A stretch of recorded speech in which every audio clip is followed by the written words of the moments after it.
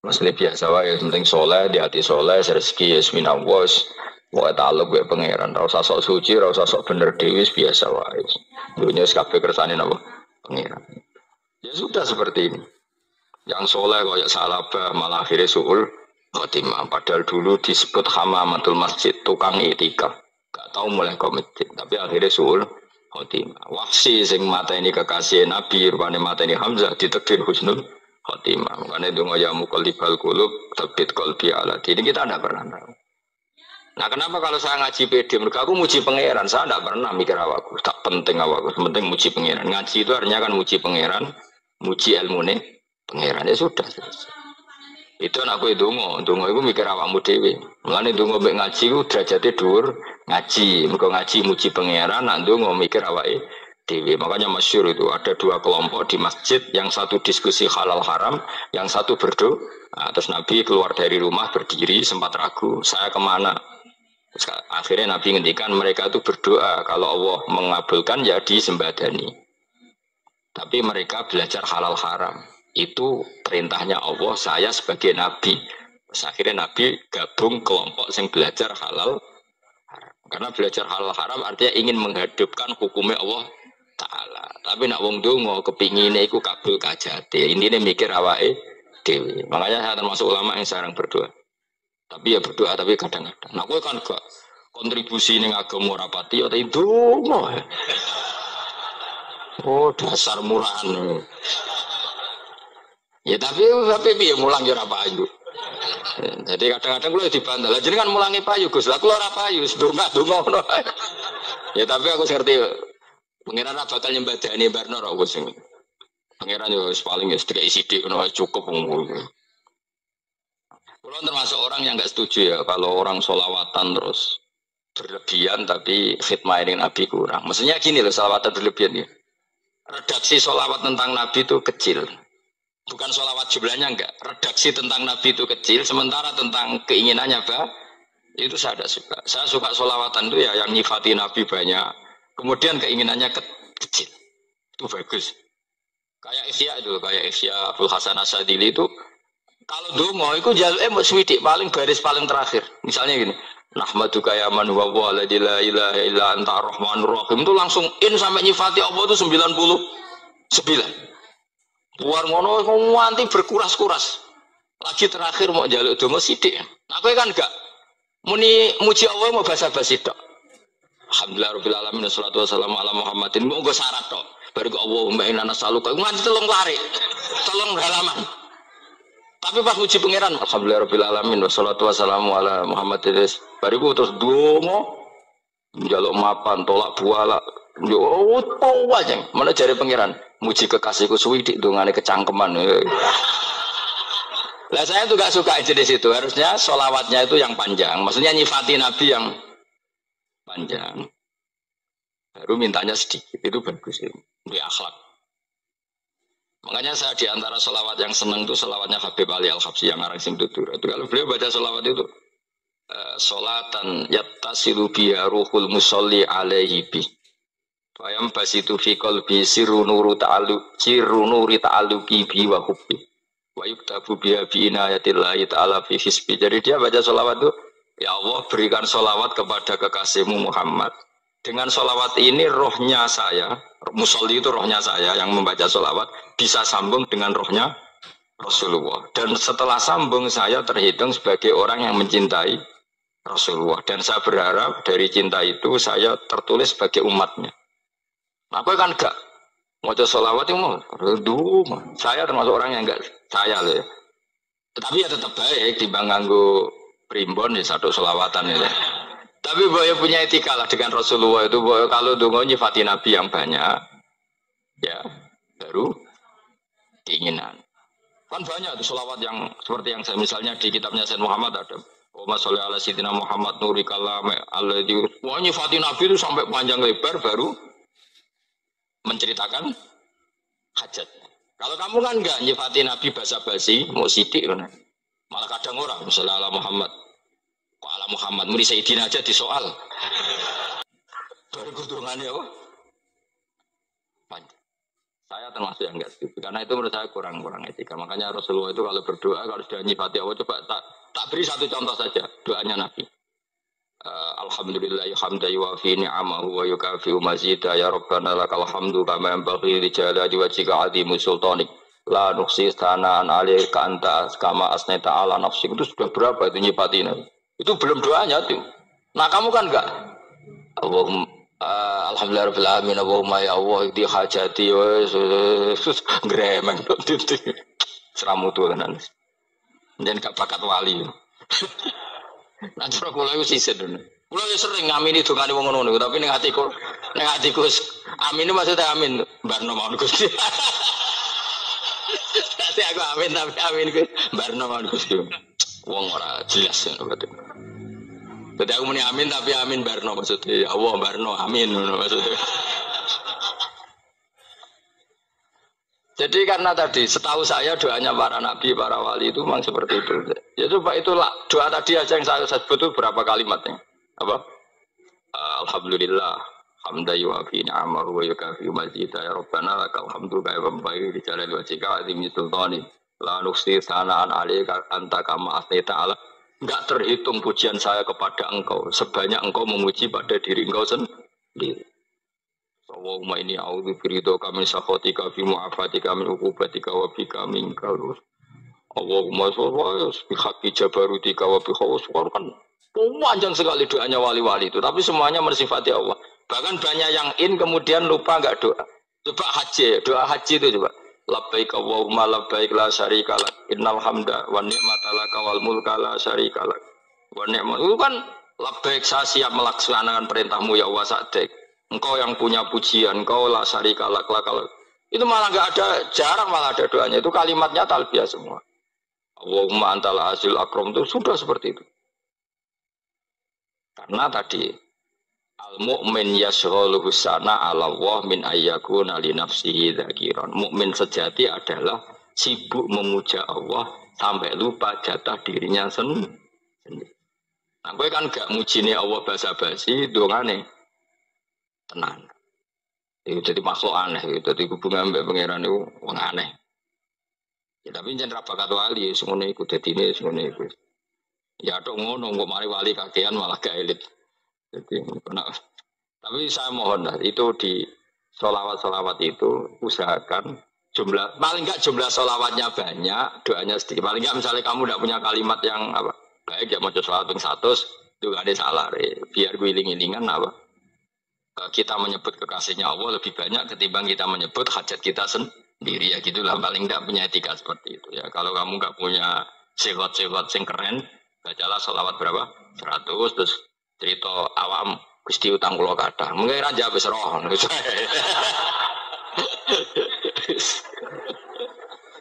Tapi kan kita menyebut kekasihnya sampai 100 nyebut utang bisa. No coba nyebut kekasih bisa nyebut utangnya 1. Berarti yang beban adi ditakoki pangeran. Kowe nyebut kekasih wong piro pisan, nyebut utang 100 dasar rayu utang ngono-ngono kan. Ya ada, saya termasuk orang yang enggak setuju tadi. Jadi kalau apa redaksi sholawat cari yang mujinya Nabi lebih apa? Lebih banyak. Karena itu nanti lebih diridhoi Allah Ta'ala. Coba Allah sendiri kalau nyebut nabinya itu hitung saja. Laqad ja'akum rasulun min anfusikum. Jadi rasulun min anfusikum, seorang rasul yang sejenis dengan kamu. Terus azizun, orangnya sangat terhormat. Alaihi ma'anitum, rasul ini siap menanggung apa yang kalian tidak mampu. Kowe ra bakal mlebu swarga barokah syafaate Nabi akhirnya mlebu swarga. Kowe ra kelar korban, Nabi tahu mengorbankan kita semua. Dokha Rasulullah bikabsaini terus hada an ahli wa hada amman lam yutakhi min mati jenenge alihima anitum. Nabi menanggung apa yang kalian berat. Azizun, Nabi itu ali terus harisun alaikum, Nabi sangat berkomitmen menyelamatkan kalian. Haris itu keinginan yang berlebihan itu jenenge apa? Haris ki kuno namanya ning ngungseng, keinginan yang over. Nabi itu sangat berkeinginan kita ini maslahat. Terus bil mukminina raufur. Allah yang super saja kalau nyebut nabinya nyifati sebanyak itu. Ada ayat lagi misalnya Rabbana wab'ats fihim rasulam minhum yatlu alaihim ayatika. Muhammad itu siapa? Seorang rasul yang membacakan ayat-ayat Allah. Wa yu'allimuhum, seorang rasul yang mengajari mereka alkitab wal hikmah. Wa yuzakkihim, seorang rasul yang membersihkan akhlak-akhlak kita. Jadi artinya Allah punya tradisi kalau nyifati rasul itu banyak.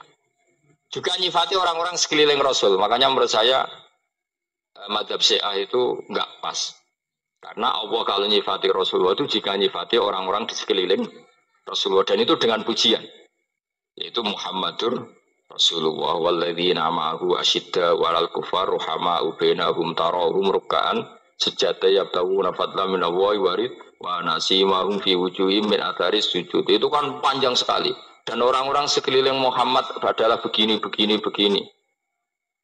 Kayak apa Allah muji para ashabu Rasulillah? Masa kita ikut kelompok yang menghina ashabnya apa? Rasulillah. Makanya kita tetap madzhab ahli sunnah apa? Wal jamaah, yaitu mencintai semua sahabat. Karena Allah saja yang Tuhan mensifatinya dengan sehormat itu. Mensifati apa? Ashabu Rasulillah. Disifati orang-orang yang saling kasih sayang sama orang mukmin.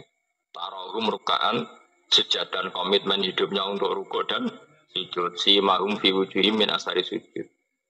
Sudah asari sujud terus diterjemah, nanti sensitif.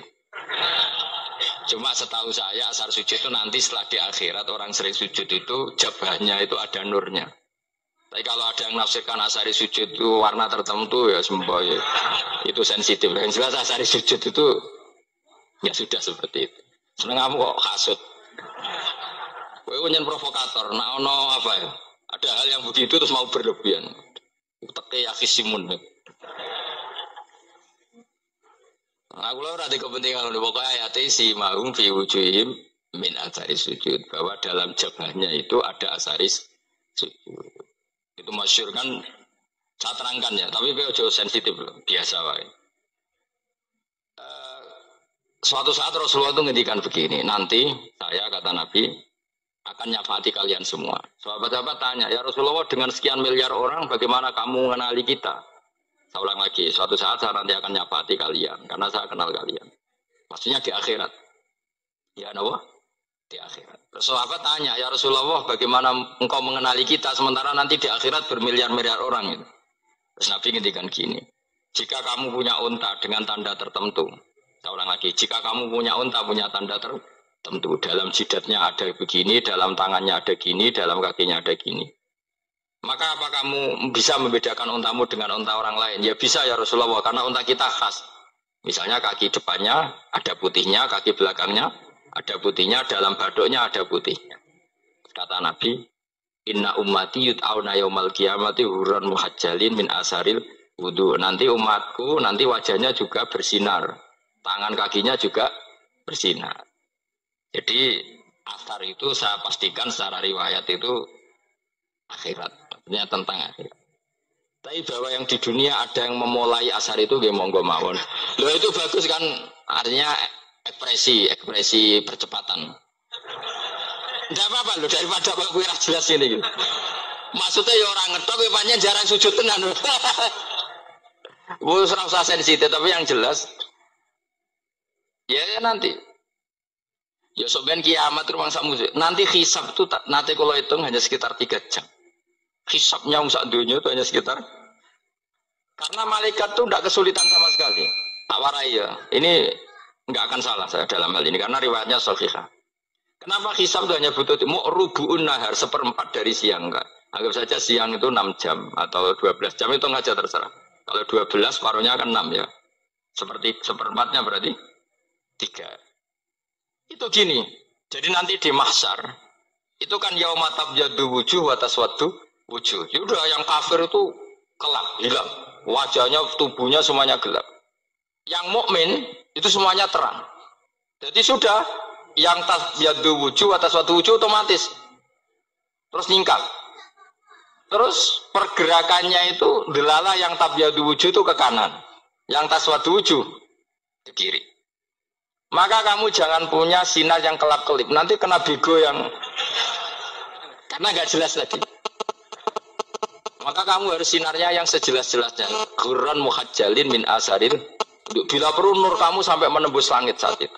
Makanya ketika orang mukmin sudah nurnya ada di muka, ada di tangan, masih ngendikan Rabbana atmim lana Nurona karena takut masih kena bigo tadi.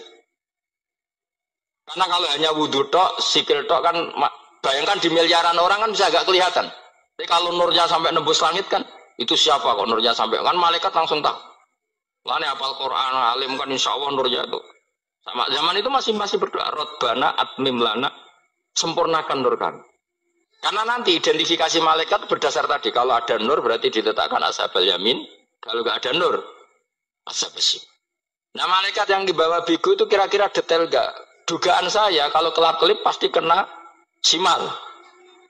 Wah ini partai kiri, mesti kan ini.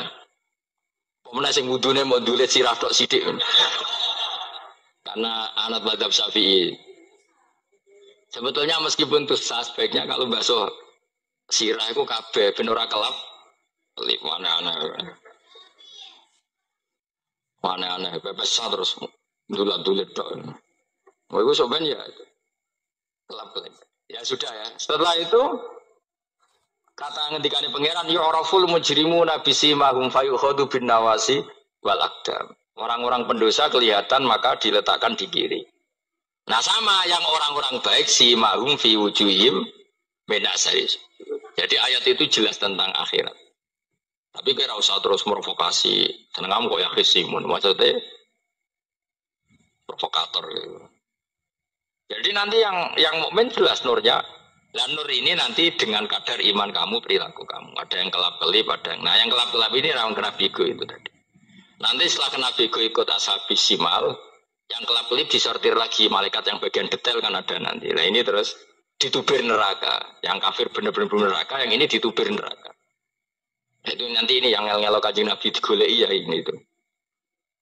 Karena sakit Kanjeng Nabi, karena ono kiai soleh darani, nah iso soleh dewe sakit Nabi, mereka terus goleki di umatku sing kelap-kelip dicari di syafaat.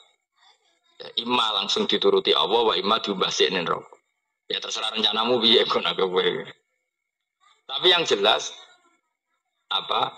Kiamat itu cepat sekali karena tadi ada identifikasi tadi. Makanya hanya cukup 3 jam karena tadi yang jelek kelihatan jelek, yang baik kelihatan baik. Makanya cepat. Ya oraful mujrimuna bisimahum, orang pendosa dikenali lewat alamatnya yaitu taswadu apa? Wujuh. Kalau orang baik dikenali lewat tabyadu wujuh. Nah terus setelah nyingkir, ini ngono tak warai kiamat. Setelah nyingkir, itu faduri babenahum bisuril lahu bab. Setelah tersingkir tadi, terus lalu ada pintu penghalang, pintu pemisah. Nah pintu pemisah tadi yang sisi kanan langsung jadi surga, yang sisi kiri jadi neraka. Itu disebut faduri babenahum bisuril lahu bab batinu fi rahmatu wa dhahiruhu min kibalihil adab. Yang pintu arah kanan otomatis wilayah surga, yang pintu kiri otomatis wilayah neraka. Nah problemnya ketika penutupan pintu itu dah yang kelap-kelip itu katut kemana ini yang makanya kamu jangan malok partai yang apa kelap-kelip yang nggak jelas itu koalisi kemana ya. Kalau partai besar kan iso nyalon presiden, partai kecil ini kan ikut mana ini kan? Tinggal sore 1%, 2% ini kan repot. Coba misalnya nur kamu 2%, berarti gelap kamu kan 98%. Kira-kira malaikat mengkategorikan kemana coba? Ayo jawab. Gelap. Loh, kode semangat Pak. Padahal itu bagian dari kamu. Kalau satu tubuh itu sinarnya hanya 2%, kira-kira kategorinya itu partai gelap, partai terang. Udah semangat kok, udah. Berarti kegaruk kemana? Kiri. Tapi bisa saja malaikat cara berpikir gini. Tapi kok ada cahayanya ya? Padahal kata Allah, yang bercahaya ashabul yamin. Kan nggak ada bilang cahaya terang. Bisa saja malaikat, alhamdulillah berpikir begitu. Ya nanti kita rayu saja supaya berpikir ini kan. Yang penting ada cahaya. Kan Allah tidak bilang terang apa kelap-kelip. Ya mungkin saja asal ada cahaya. Dikategorikan lahu nur. Punya apa? Nur. Tapi yang jelas saat itu pun yang sudah punya cahaya masih berdoa. Rabbana atsmim lana nurona. Ya Allah saya mohon sekali nur-nur kami sempurna. Jadi ini saya bantu teman-teman yang hafid-hafid supaya tahu maknanya ya.